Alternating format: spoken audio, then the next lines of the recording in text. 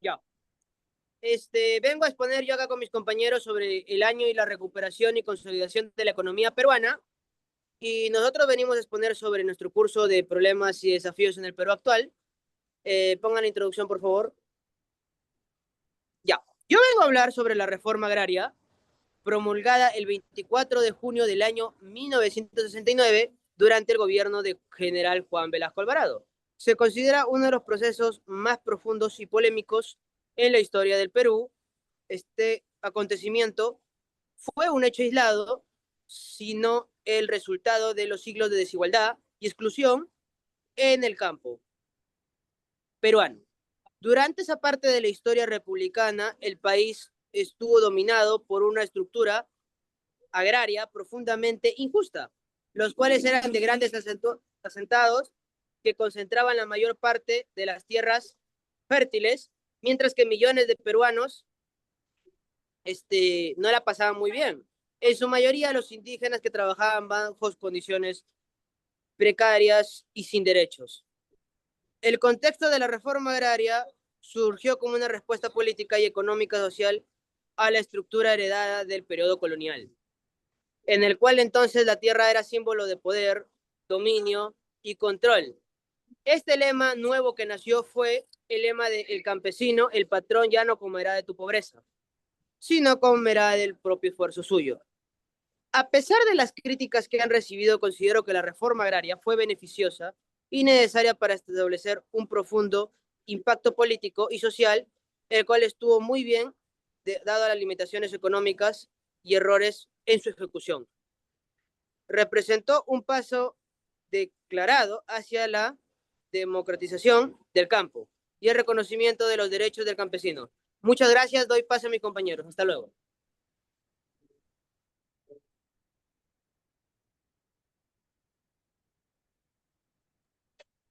Como primer punto tenemos la dimensión política, en el cual desde una perspectiva política, la reforma agraria significó la desarticulación del poder oligárquico que había controlado el país desde una independencia antes de 1969.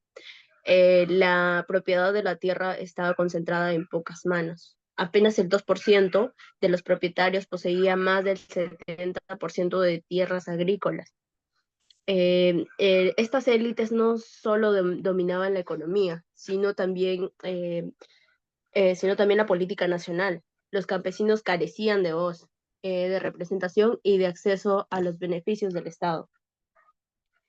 La decisión del gobierno de Velasco de expropiar las grandes haciendas y redistribuir la tierra no solo fue un acto económico, sino también como un acto político de justicia y soberanía nacional.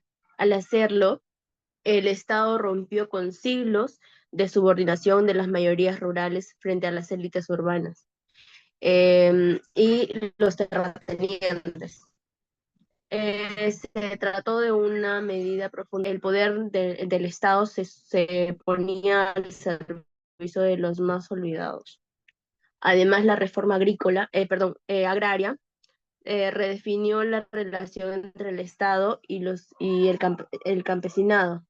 El campo peruano, históricamente marginado de decisiones políticas, pasó a ser parte de un proyecto nacional.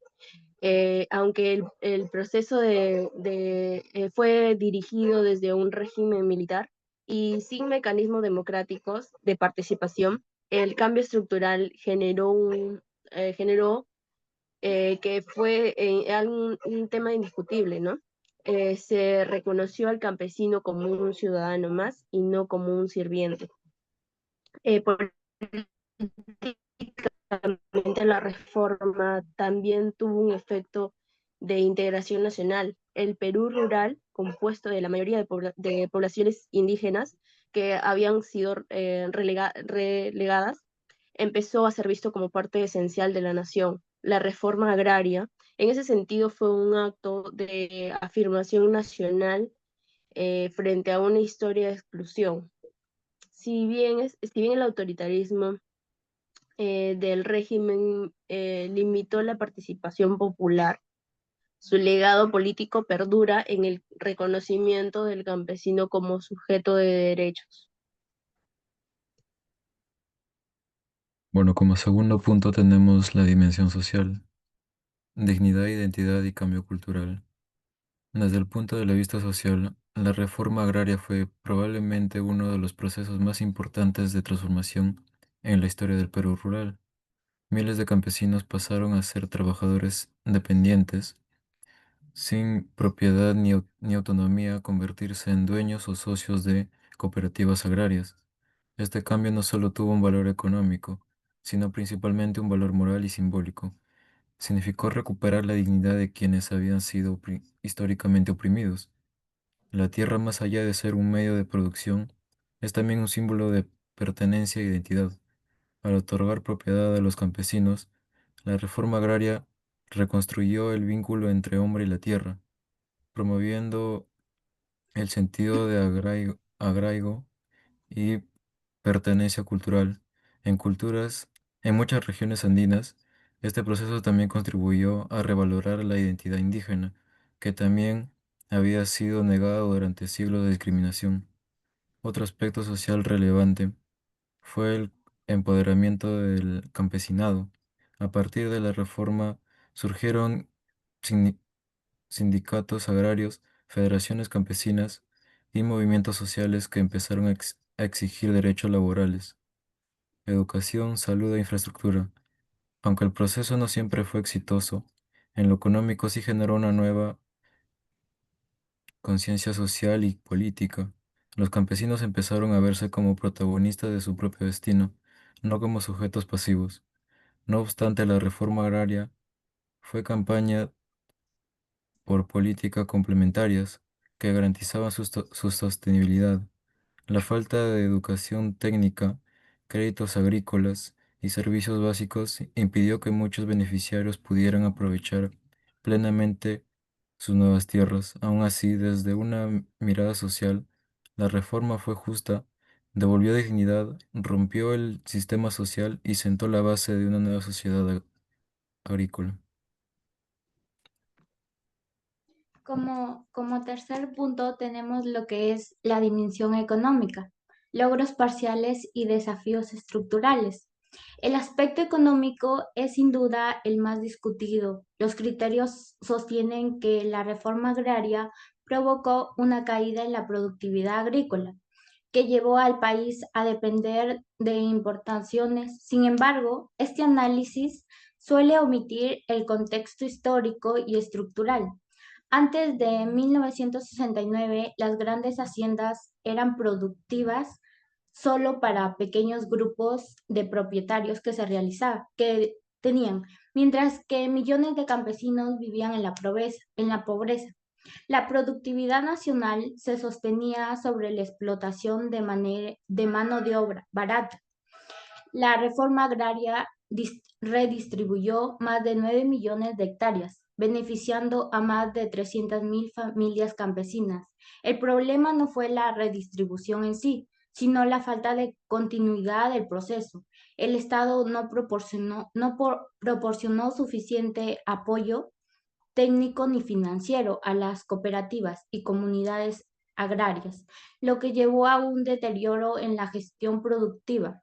Además, la crisis internacional de precios agrícolas y los cambios políticos posteriores afectaron directamente la sostenibilidad del modelo.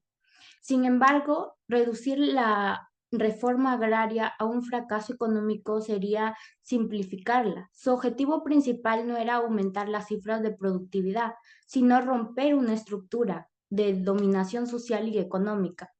A largo plazo, los beneficios fueron evidentes. Se eliminó el sistema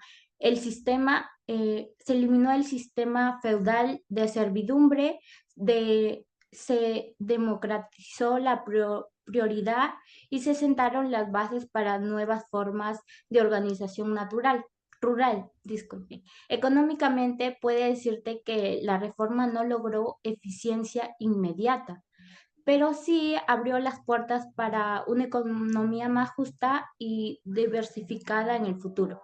Eso es todo. Gracias. El punto 4, un proceso con errores, pero históricamente justo. Ninguna transformación ninguna transformación profunda está exenta de errores, pero las limitaciones fueron reconocidas, tanto como la improvisación administrativa, burocracia estatal excesiva, falta de políticas de apoyo integral, muchas cooperativas se volvieron ineficientes y la redistribución no fue acompañada de una estrategia productivamente sólida. Hay una contradicción entre los errores de ejecución versus los errores de propósito. Es importante diferenciar entre ambos tipos de errores. En su propósito, la reforma agraria fue normalmente justa y políticamente necesaria. Corrigió una desigualdad histórica que había condenado a millones al atraso y la exclusión. El legado histórico. Desde una perspectiva histórica, la reforma agraria cambió la estructura del país, transformó las relaciones sociales, eliminó privilegios heredados del sistema colonial y abrió espacio a nuevas voces, aunque sus resultados económicos no fueron inmediatos. Su legado político y social perdura. En conclusión,